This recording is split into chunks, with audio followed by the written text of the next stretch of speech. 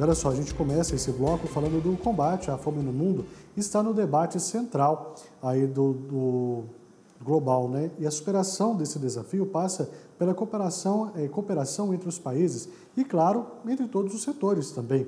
E nós vamos falar agora sobre o papel do agronegócio nessa crise mundial de alimentos e como o nosso setor pode ajudar a amenizar essa situação.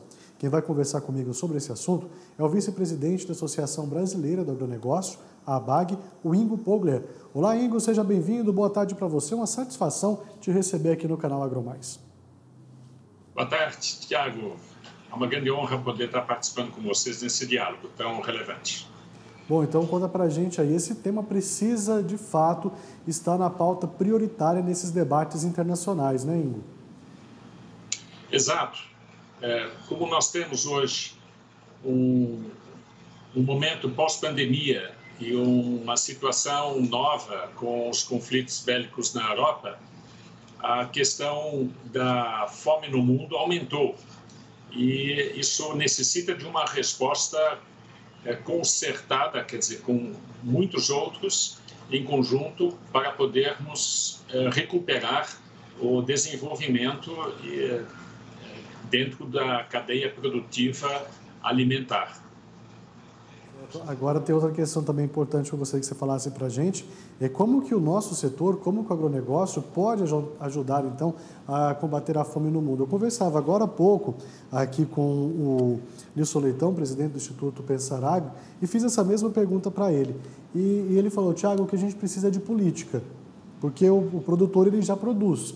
O setor agropecuário já produz, mas precisa de mais políticas de incentivo para o produtor ter ali a sua rentabilidade, junto com a sua produtividade, claro, e dentro dessas políticas ajudar essas pessoas que não conseguem comprar os seus alimentos. Como que o senhor analisa, então, essa questão? Tiago, é um debate internacional muito relevante, porque...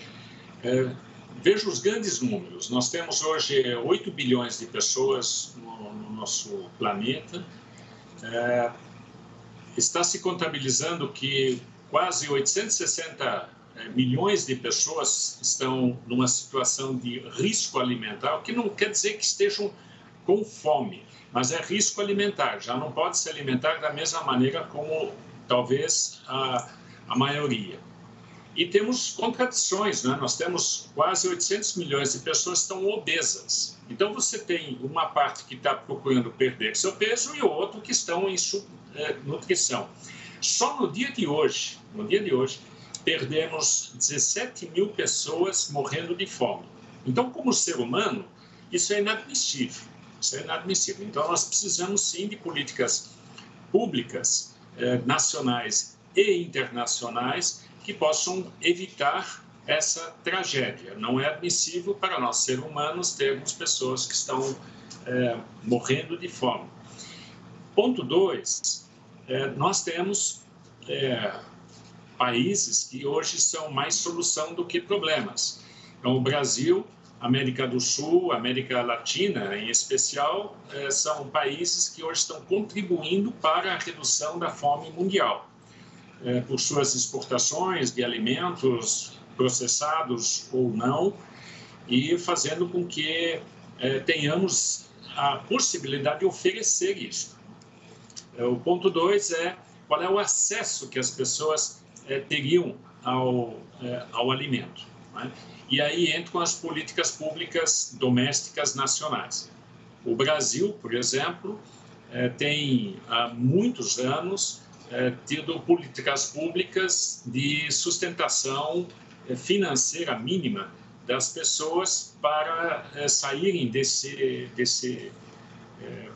dessa tragédia. Então, você tem o Bolsa Família nas mais diversas versões, por mais de 5 governos diferentes, onde se dá uma renda mínima às pessoas para poderem sair dessa circunstância. Mesmo assim, ainda temos pessoas que estão dentro deste limite e onde nós temos uma obrigação de buscar respostas. Na parte internacional, a América Latina tem tido um papel bastante forte lembrando que no ano passado, o ano retrasado, melhor dito, o Brasil liderou o movimento na América Latina na cúpula da questão da fome no mundo, liderado na época pela ministra da Agricultura, Tereza Cristina, que foi eleita por os outros países latino-americanos para ser a voz da América Latina. Então, dali para frente, temos tido um protagonismo nessa área. E é evidente que no Brasil também temos essa discussão, como somos um país exportador de alimentos e temos ainda no nosso próprio país pessoas que estão passando por necessidades, são algumas, talvez até chega a algumas milhões de pessoas. Não é o número que nós ouvimos em Davos ontem, de 122 milhões, não. Essas pessoas podem ser caracterizadas como risco alimentar, mas não fome. É muito diferente esse tema de um do outro. Então, temos sim políticas públicas a serem melhor estruturadas, não só no âmbito federal, mas também, principalmente, no âmbito municipal, porque é ali que a gente sabe por onde andam as pessoas ou comunidades que tenham esta carência.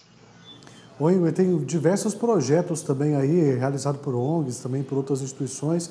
Vou citar um deles que eu sempre trago quando a gente começa com esse debate aqui no AgroMais, que é o desperdício zero de alimentos aqui da Ceasa do Distrito Federal, que eles passam recolhendo aqueles alimentos que muitas vezes são deixados ali pelos consumidores, que o produtor não consegue levar de volta para casa, que não tem escoamento, mas que tem condições aí ainda boas de ser consumidos. E eles pegam esses alimentos, fazem um banco e doam para algumas instituições de caridade aqui no Distrito Federal. Esse é um ponto importantíssimo. Existem também aí outros projetos também que ajudam a contribuir aí com esse tipo de não desperdício de alimentos, porque claro que um grande ponto também que contribui para a fome mundial é o desperdício. Como você disse, é muita gente obesa, muita gente passando fome e um desperdício de alimentos exorbitante que daria para alimentar uma grande parte aí dessas pessoas, né? Você apontou um ponto central, Tiago. Nós perdemos hoje, em média, e não só no Brasil, em média mundial, do campo ao prato, quase 1/3 da nossa cadeia produtiva alimentar, nos mais diversos elos. Então, aí começa um tema de redução de desperdício em todos os níveis, e com isso você tem automaticamente uma oferta mais consistente. Ponto 2, nós temos, e isso é natural em todos os países, leis que te dão uma margem de segurança para a segurança alimentar. Quando você vai num supermercado, você vê um produto que tem uma validade. Essa validade não é uma validade limite, é uma validade que já consta como sendo a tolerável. Entre a validade limite e o estrago deste alimento, existem ainda alguns dias, ou às vezes até mais tempo. Então, muitas vezes são ações, como você está referindo, no Distrito Federal, tem também no SESC, no Rio de Janeiro e outros, que se utilizam dessa possibilidade onde o varejo terá que substituir esses alimentos que ainda estão dentro de um limite de tolerância que possam ser consumidos. Então, esse é um tema. O tema 2 é realmente a renda, não é? Então, nós temos hoje, tanto pela parte desses programas da renda mínima, que hoje no Brasil é uma solução muito interessante e boa, mas temos outras tecnologias sociais que estão em acelerado processo. Então, existe, por exemplo, um projeto num dos municípios de mais baixo IDH no Brasil, em Sergipe, em Santa Luzia do Itanhaém, onde você aplica tecnologias sociais e você combina a questão de demandas específicas de merendas escolares com o seu produtor local. Além disso, você ainda tem, digamos, demandas específicas de valoração na cadeia produtiva, com pequenos processos que possam dar sustento não só essas famílias, mas também ao consumo local. Então, nós estamos percebendo que no Brasil temos várias soluções em curso. E o que nós precisamos mais é, como vocês estão aqui trabalhando, eu acho uma excelente oportunidade para dizer, olha, tecnologias sociais, tanto na parte educacional, na parte de empreendedorismo, como na parte alimentar, podem ser uma solução de políticas públicas e políticas privadas. E nós temos que trabalhar melhor com isso. Que usando a tecnologia, usando a educação, a informação dentro da localidade, você atinge as pessoas. Então, é evidente que você tem áreas que não estão cobertas com redes ou com tecnologias ou outras coisas.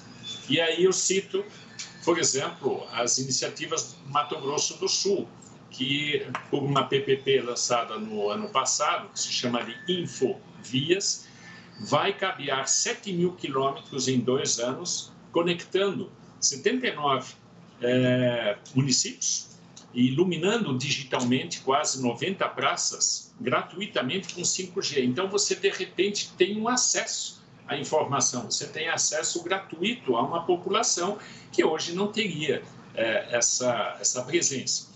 Então, o Brasil tem se mostrado muito criativo e inovador em algumas tecnologias sociais que, graças a vocês e a outros que estão sendo cada vez melhor divulgadas. Certo, então, Igor, eu quero agradecer muito a sua participação aqui com a gente levar esse debate que é tão importante aí e principalmente mostrar que o nosso setor tem condições e muito de contribuir aí com essa escassez de fome no mundo. Mais uma vez, muito obrigado, levo o nosso abraço a todos aí da ABAG e a gente reforça a nossa parceria para esse ano de 2023. Até a próxima, viu? Muito obrigado, Tiago, e obrigado por essa divulgação.